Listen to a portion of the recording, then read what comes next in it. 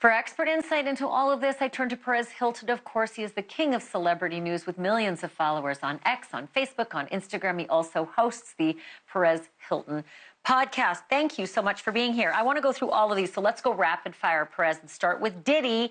Woof. 70 million for that home. Is that the kind of thing? First of all, do you think he needs the money because of all the legal fights that he's up against, or do you think he just doesn't want to be in LA anymore?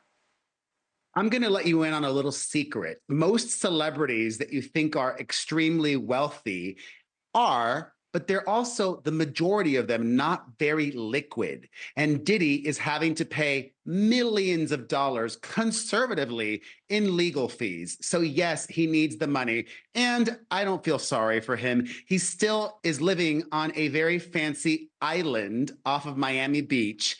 And I actually do think that he priced this accordingly. The home is in one of the most coveted areas of Los Angeles, Holmby Hills, and I expect there might actually even be a bidding war.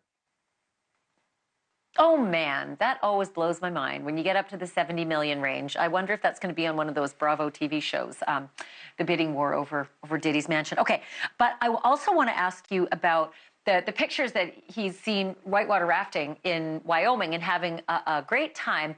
I'm not sure if he knew at the time the pictures were taken that there's a whole other storm brewing. Like, he's got a whole other legal front, apparently. What is it?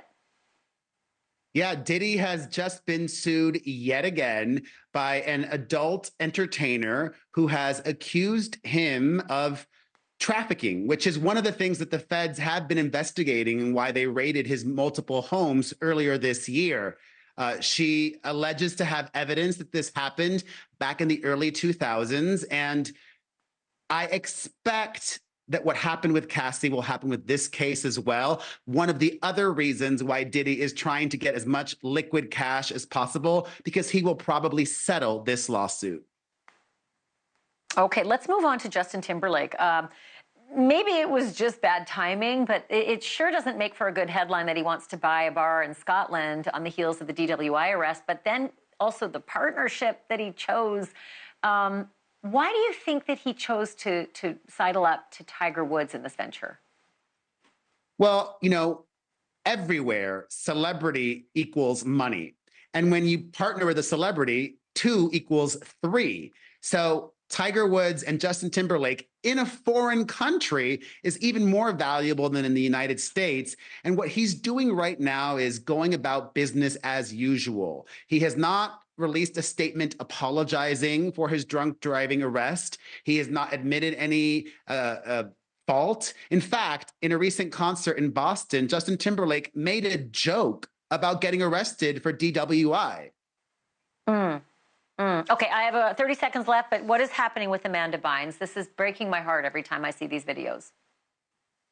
Amanda Bynes is trying to figure out her way in life. She is somebody that used to be a real friend of mine, and she has good parents who have her best interests at heart and are also trying to let her figure things out. It's mental illness is what it is.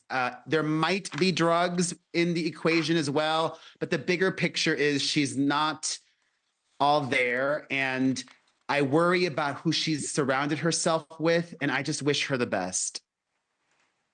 I do too. Every time I see these videos, I get sad. And I think about the conservatorship and whether these things should end and whether you have the right just to be unusual. But Perez Hilton, thank you so much. Thank you for watching. Go to newsnationnow.com to find NewsNation on your television provider. And don't forget to click the red subscribe button below to get more of NewsNation's fact-driven, unbiased coverage.